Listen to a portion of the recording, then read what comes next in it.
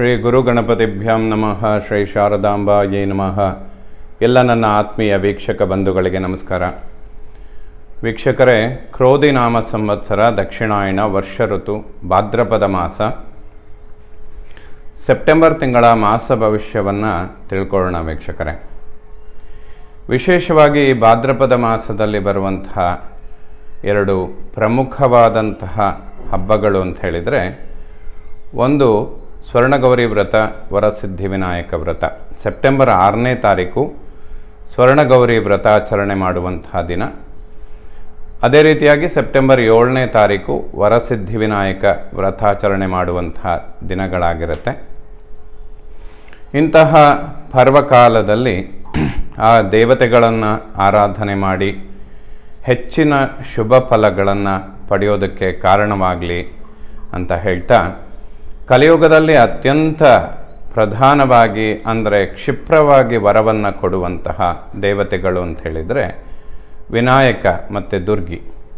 ಹಾಗಾಗಿ ವರ್ಷದ ಪ್ರಾರಂಭ ಇಲ್ಲಿಂದ ಯಾವುದೇ ವಿಘ್ನಗಳು ಬರದೇ ಇರಲಿ, ನಿರ್ವಿಘ್ನವಾಗಿ ನಿಮ್ಮ ಕಾರ್ಯಗಳನ್ನೆಲ್ಲ ಯಶಸ್ವಿಯಾಗಲಿ, ಹಾಗೆ ಒಂದು ಗುರಿ ಮುಟ್ಟುವಂತಹ ವಿಚಾರಗಳಲ್ಲಿ ಯಾವುದೇ ವಿಘ್ನಗಳಿಲ್ಲದೆ ವಿಘ್ನಕರ್ತ, ವಿಘ್ನಹರ್ತ, ವಿಘ್ನಗಳನ್ನು ತಂದೊಡ್ಡುವಂಥವನು, ವಿಘ್ನಗಳನ್ನು ನಿವಾರಣೆ ಮಾಡುವಂಥವನು ಎರಡೂ ಕೂಡ ವಿನಾಯಕನೇ ಆಗಿರ್ತಾನೆ. ಅಂತಹ ವಿನಾಯಕನ ಆರಾಧನೆಯನ್ನು ಶ್ರದ್ಧಾಭಕ್ತಿಯಿಂದ ಆಚರಿಸಿ, ಬಹಳಷ್ಟು ರಾಶಿಯವರಿಗೆ ಈ ಮಾಸದಲ್ಲಿ ಬರುವ ವರಸಿದ್ಧಿ ವಿನಾಯಕ ನಿಜವಾಗ್ಲೂ ವರ ಕೊಡುವಂತಹ ದಿನಗಳಾಗಿರುತ್ತೆ. ಅದರಲ್ಲೂ ಕೂಡ ವೃಷಭ ರಾಶಿಯವರಿಗೆ ಪಂಚಮದಲ್ಲಿ ಕೇತುವಿನ ಸಂಚಾರ ಆಗ್ತಾ ಇರುತ್ತೆ. ಕೇತುವಿಗೆ ಪ್ರಧಾನ ದೇವತೆ ಗಣಪತಿ ಅಂತ ಹೇಳ್ತೇವೆ. ಕೇತುವಿನ ಮೇಲೆ ಗುರುದೃಷ್ಟಿ ಕೂಡ ಬೀಳ್ತಾ ಇರುತ್ತೆ. ಹಾಗಾಗಿ ನಾವು ಪ್ರಾರ್ಥನೆ ಮಾಡುವಾಗ ಹೇಳ್ತೇವೆ, ಗುರು ಗಣಪತಿಭ್ಯಾಂ ನಮಃ. ಗುರು ಮತ್ತು ಗಣಪತಿಯನ್ನು ಪ್ರಧಾನವಾಗಿ ಪ್ರಾರ್ಥನೆ ಮಾಡಬೇಕು ಯಾವುದೇ ಕೆಲಸಗಳನ್ನು ಪ್ರಾರಂಭ ಮಾಡುವಂಥದ್ದಿದ್ರೆ ಅಂತ. ಆ ರೀತಿಯಲ್ಲಿ 5ನೇ ಮನೆಯಲ್ಲಿ ಕೇತು ಇರೋದರಿಂದ ವೃಷಭ ರಾಶಿಯವರಿಗೆ ಗಣಪತಿ ಆರಾಧನೆ ಅತಿ ಹೆಚ್ಚಿನ ಫಲಗಳನ್ನು ಕೊಡುತ್ತೆ, ಹಾಗೆ ಅತ್ಯಂತ ಅವಶ್ಯಕವೂ ಕೂಡ ಆಗಿರುತ್ತೆ. ಅದೇ ರೀತಿಯಲ್ಲಿ ಮಿಥುನ ರಾಶಿ ಮತ್ತು ಸಿಂಹ ರಾಶಿಯವರಿಗೂ ಕೂಡ ಅತ್ಯಂತ ಪ್ರಮುಖವಾಗುತ್ತೆ. ಆನಂತರದಲ್ಲಿ ವೃಶ್ಚಿಕ ರಾಶಿ, ಏಕೆಂದರೆ ಪಂಚಮದಲ್ಲಿ ರಾಹು ಇರ್ತಾನೆ, ಏಕಾದಶದಲ್ಲಿ ಕೇತು. ಕುಂಭರಾಶಿಯವರಿಗಂತೂ ಅತ್ಯಂತ ಪ್ರಮುಖವಾಗಿ ಗಣಪತಿ ಆರಾಧನೆ ಮಾಡುವಂಥದ್ದು.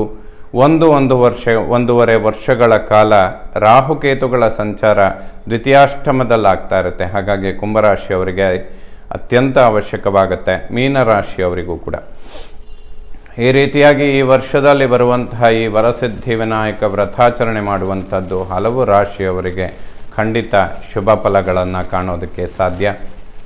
ಅದೇ ರೀತಿಯಲ್ಲಿ ಈ ಸೆಪ್ಟೆಂಬರ್ 16ನೇ ತಾರೀಕು ಅನಂತ ಪದ್ಮನಾಭ ವ್ರತಾಚರಣೆ ಮಾಡುವಂತಹ ದಿನ.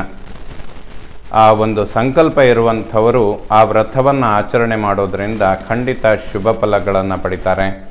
ಅನಂತ ಪದ್ಮನಾಭನ ಒಂದು ವರ ಇರುವಂತಹ ಕುಟುಂಬಗಳು, ಅಂತಹ ಆ ದೇವತೆಯ ಆಚರಣೆ ಇರುವಂಥವರು ಅದನ್ನು ಖಂಡಿತವಾಗಲೂ ಮಾಡುವಂಥದ್ದು ಶುಭ ಆಗುತ್ತೆ.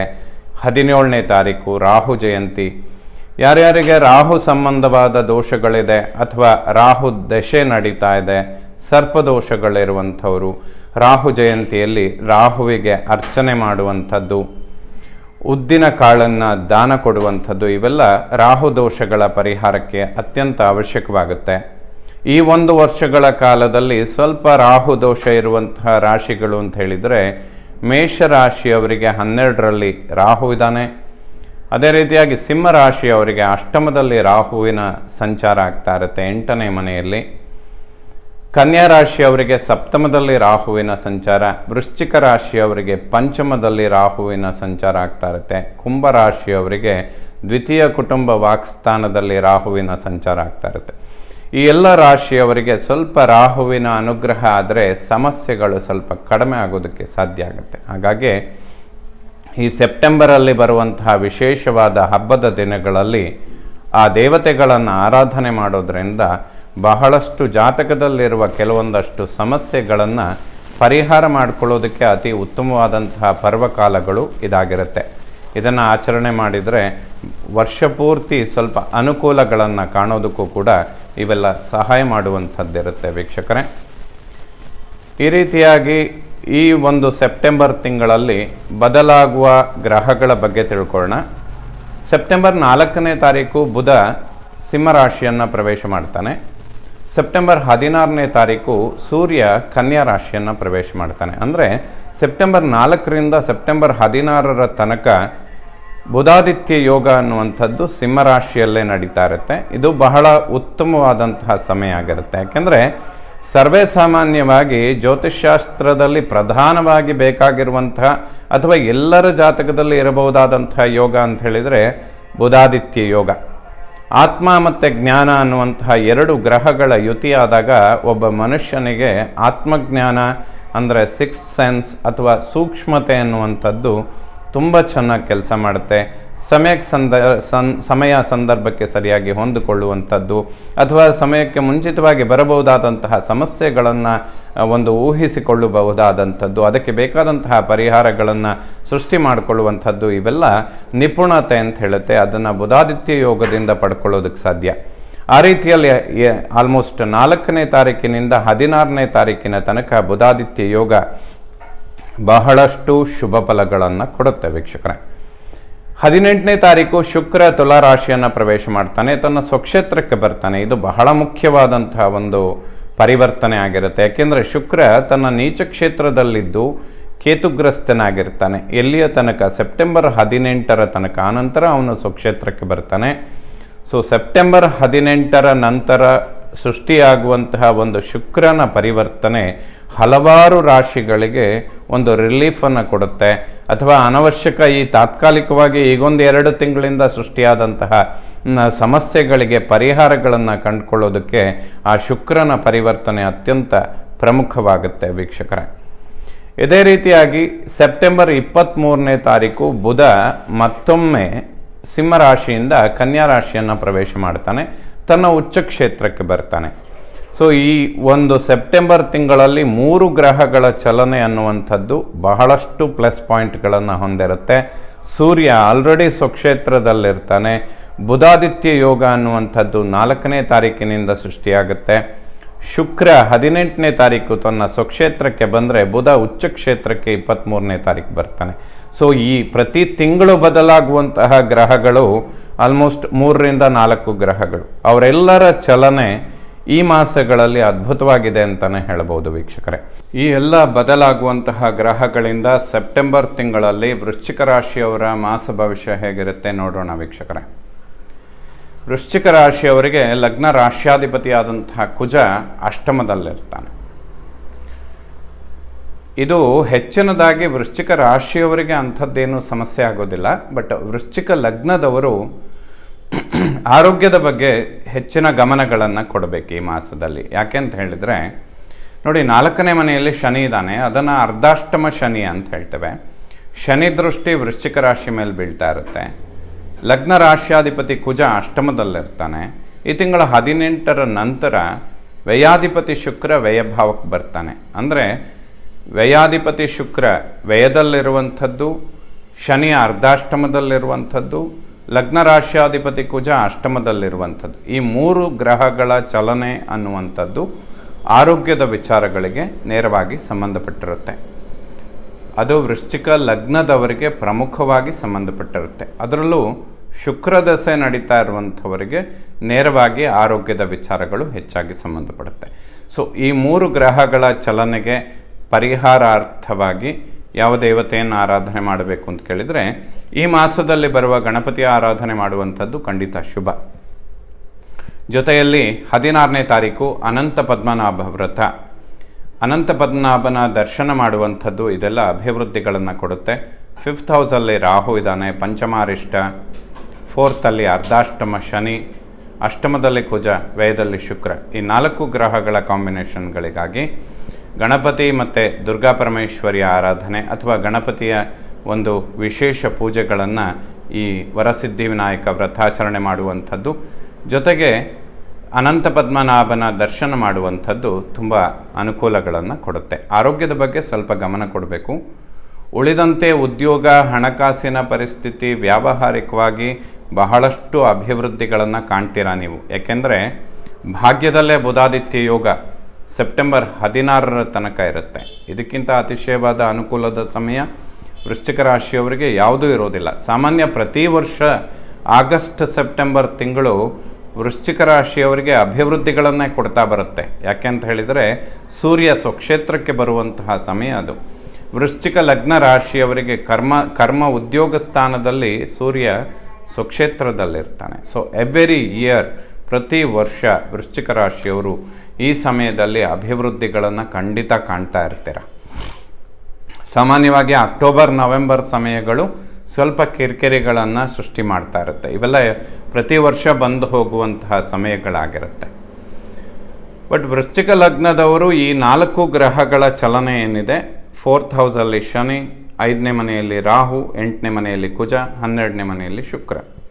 ಈ 4 ಗ್ರಹಗಳಿಗೋಸ್ಕರ ಗಣಪತಿಯ ಆರಾಧನೆ ಅತಿಶಯವಾಗಿ ಮಾಡಬೇಕು. ಯಾಕೆಂದರೆ ಕೇತು ಏಕಾದಶದಲ್ಲಿದ್ದಾನೆ, ಗುರುದೃಷ್ಟಿ ಬೀಳ್ತಾ ಇದೆ ಅವ್ರ ಮೇಲೆ.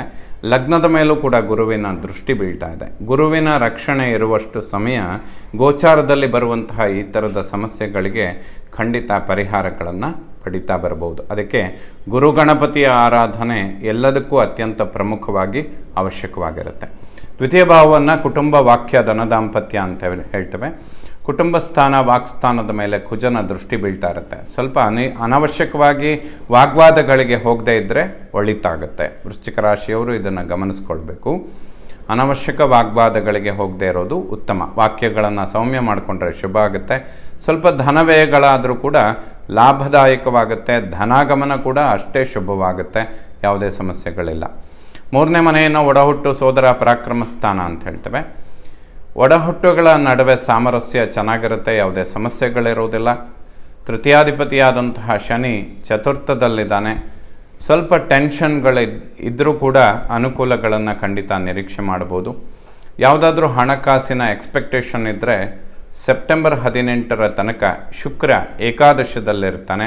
ಅವನ ಮೇಲೆ ಗುರುದೃಷ್ಟಿ ಬೀಳ್ತಾ ಇರುತ್ತೆ. ಧನಾಗಮನಗಳಿಗೆ ವೃಶ್ಚಿಕ ರಾಶಿಯವರಿಗೆ ಸೆಪ್ಟೆಂಬರ್ 16ರ ತನಕ, ಆಲ್ಮೋಸ್ಟ್ 18ರ ತನಕ ಅತ್ಯಂತ ಶುಭ ಸಮಯ ಅಂತ ಹೇಳ್ಬೋದು. 4ನೇ ಮನೆ ವಿದ್ಯೆ, ಮಾತೃ, ವಾಹನ, ಸುಖ, ಪ್ರಾಪರ್ಟಿ. ವಿದ್ಯಾರ್ಜನೆ ಮಾಡುವಂತಹ ಮಕ್ಕಳಿಗೆ ಸ್ವಲ್ಪ ಹಿನ್ನಡೆ ಆಗೋದಕ್ಕೆ ಶನಿ ಸಂಬಂಧವಾದ ದೋಷಗಳು ಸ್ವಲ್ಪ ಕಾರಣವಾಗುತ್ತೆ. ಆಂಜನೇಯನ ದರ್ಶನ ಮಾಡುವಂಥದ್ದು ಶುಭವಾಗುತ್ತೆ. ಹನುಮಾನ್ ಚಾಲಿಸ ಕೇಳಿದರೆ ಖಂಡಿತ ಶುಭ.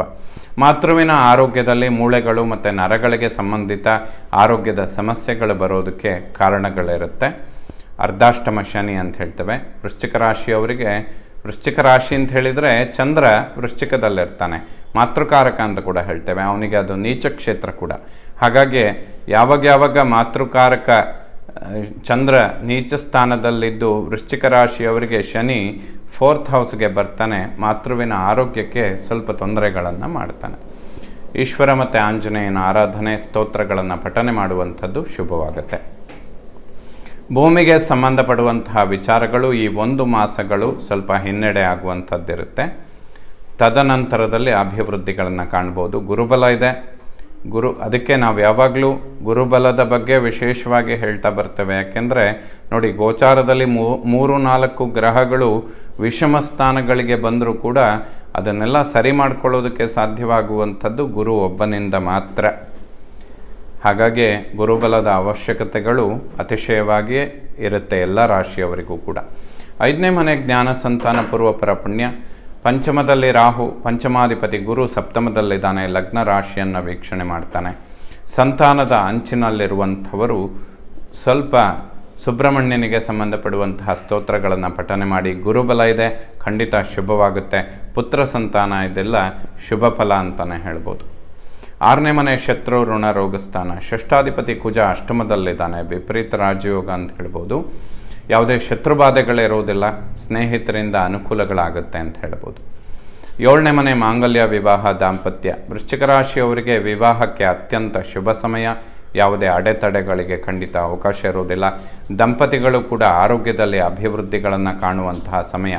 ಯಾವುದಾದ್ರೂ ಸಮಸ್ಯೆಗಳಿದ್ದರೂ ಕೂಡ ಈ ಸಮಯದಲ್ಲಿ ಅದಕ್ಕೆ ಖಂಡಿತ ಪರಿಹಾರಗಳನ್ನು ನಿರೀಕ್ಷೆ ಮಾಡ್ಬೋದು. ಅಷ್ಟಮ ಮೃತ್ಯುಸ್ಥಾನ, ಗೌಪ್ಯ ರಂಧ್ರಸ್ಥಾನ. ಅಷ್ಟಮದಲ್ಲಿ ಕುಜನ ಸಂಚಾರ. ಅಷ್ಟಮಾಧಿಪತಿ ಬುಧ ಕರ್ಮದಲ್ಲಿ ಬುಧಾದಿತ್ಯ ಯೋಗದಲ್ಲಿರ್ತಾನೆ, ಯಾವುದೇ ಟೆನ್ಷನ್ ಇರೋದಿಲ್ಲ.